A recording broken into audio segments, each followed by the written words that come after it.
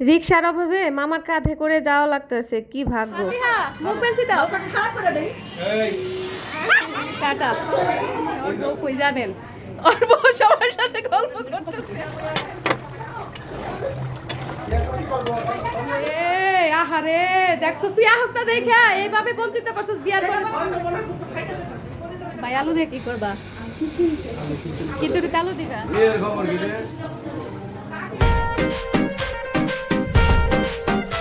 আসসালামু আলাইকুম, welcome to সোহিসমাম blog. আমি সোহিসমাম নতুন একটি ব্লগ নিয়ে চলে আসলাম আপনাদের মাঝে। তো আমার থাম্বনেল দেখে বুঝেই গিয়েছেন আমি কোথায় যাচ্ছি।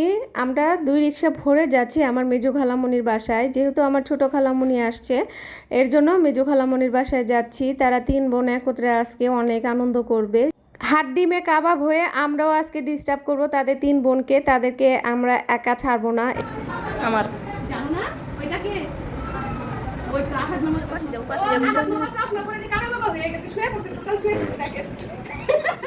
এটাকে আবার রান্নাঘরে চলে আসলো, একে একে রান্না বান্না করতেছে। মনে হয় আমাদের জন্য খালামণি বাবুর্চি খবর দিয়ে নিয়ে আসছে, ভিআইপি ভাবে রান্না করে আমাদের খাওয়াবে।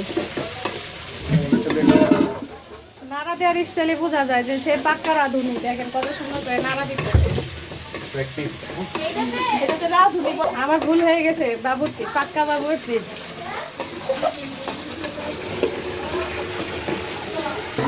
চাল ধোয়া হচ্ছে সুন্দর করে, হাতের চাল না। এখানে বাবুর্চি রান্না করতেছে আর এরা সবাই ড্রয়িং রুমে বসে গল্প করতেছে। সবাই কিচেন কিচেন লাগছে আর উঠে লাগতেছে দারুণ। অনেকদিন পর আমার ছোট খালাম্মা আসছে, তো আমার ছোট খালাম্মাকে নিয়ে আমরা আছি আমার বাসায়।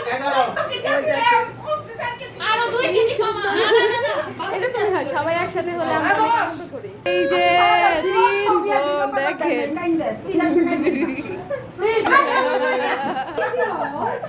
ভিডিও করতেছি।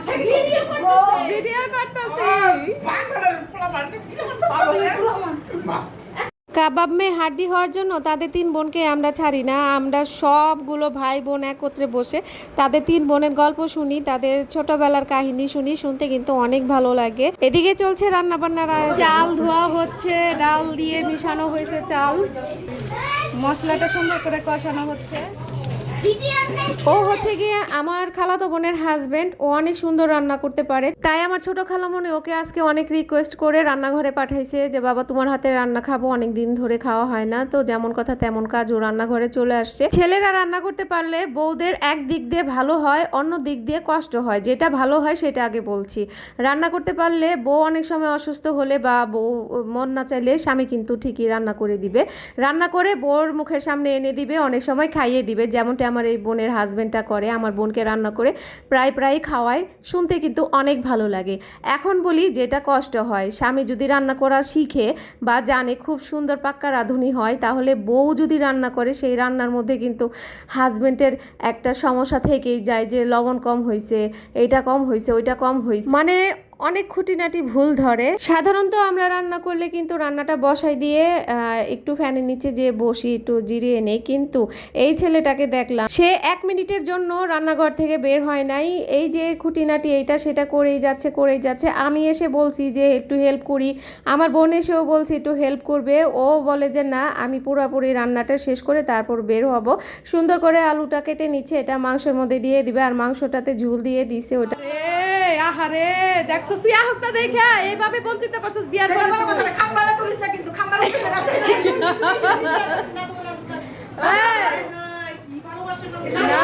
না না ও কইতাছে মামাই বিয়ার পরে পার হয়ে গেছে গা। দেখো কত বছর পরে মামারে পাইছি।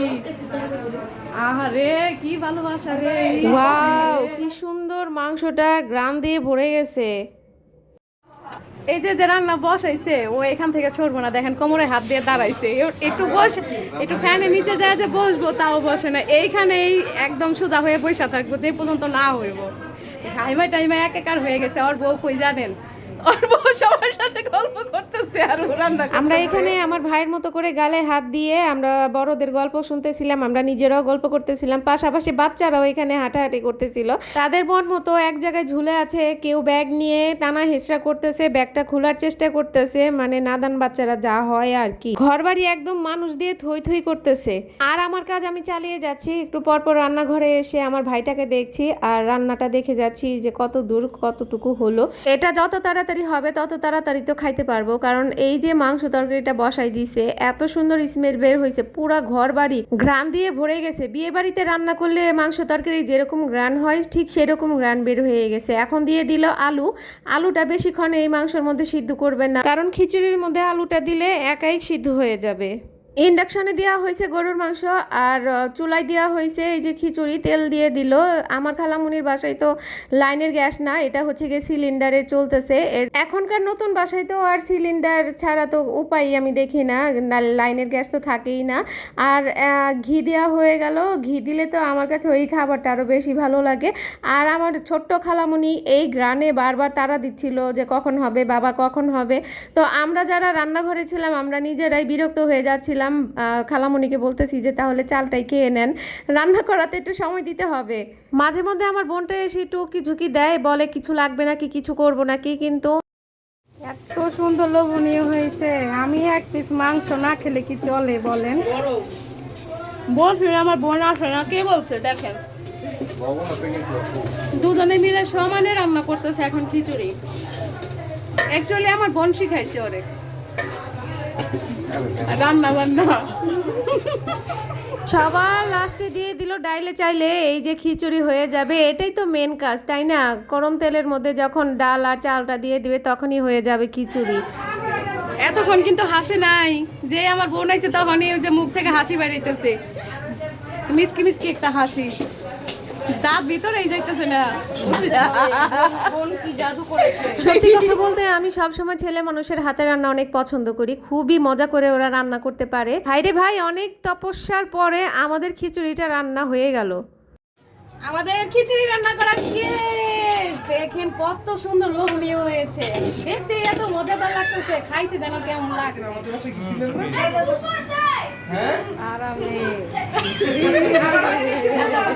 আবার অনেকেই ভাববেন যে খিচুড়ি তো ছোট বাচ্চারাও রান্না করতে পারে, এটা আবার নতুন কি, সবাই তো পারে। কিন্তু আমার এই ভাইটা যে মজা করে রান্না করতে পারে, আমার মনে হয় না এরকম কেউ রান্না করতে পারে। ও শুধু খিচুড়ি না, ও সব কিছু রান্নার মধ্যে এক্সপার্ট। এমন কোনো রান্না নাই যে ও পারে না, সব ধরনের রান্নাই ওর হাতের খাওয়া শেষ হয়ে গেছে আমাদের। এর জন্যই ওকে এত ভালো লাগে, ওর হাতের রান্না আমরা সবাই এত পছন্দ করি। এখন আমাদের খাওয়ার পালা, খুব সুন্দর করে আমাদের খাবারগুলো এনে সার্ভ করে দিয়েছে। খাওয়া দাওয়া করেই তো আর দৌড় দিতে পারি না বলেন। খাওয়া দাওয়া শেষ করে আমরা একটু রেস্ট করতেছিলাম। খিচুড়ি খেলে কিন্তু আরও বেশি গরম লাগে আর পানি পিপাসা লাগে, তো আমরা একটু রেস্ট করে এখন বাড়ির পথে রওনা দিচ্ছি। আর এখানে সবার কাছ থেকেই টাটা বাই বাই করে চলে যাচ্ছি। তো ছোট খালামণি মা ওরা আগে চলে গিয়েছে লিফটে, পরবর্তীতে এখন আমরা যাচ্ছি।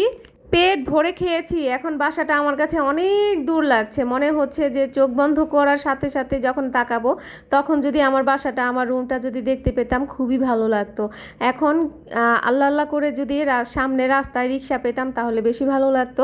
কিন্তু একটা রিক্সা পেয়েছি, সেই একটা রিক্সা দিয়ে ছোটো খালামণি মা আর 2 বাচ্চাকে পাঠিয়ে দিয়েছি। এখন আমরা হেঁটে হেঁটে যাচ্ছি, কি আরাম তাই না? দেখেন এরকম মামা থাকলে আর কি লাগে। আমার তো আমার ভাইকে দেখে আমার মামার কথা মনে পড়ে গেছে, আমার বাবার কথা মনে পড়ে গেছে। আমার মনে আছে আমি আমার ছোট্ট মামার কাঁধে এইভাবে করে আমি ঘুরেছি। আমার এই ভিডিওটা তো থেকে যাবে আজীবন। যখন ফাতিহা বড় হয়ে দেখবে ও আর মামার কাঁধে এভাবে করে ঘুরেছে তখন ওদের কিন্তু অনেক ভালো লাগবে। খুবই পুরানো একটি মেমোরি হয়ে থাকবে আমার ভিডিওগুলো। আজকের মতো ভিডিওটি শেষ করছি। আল্লাহ হাফিজ।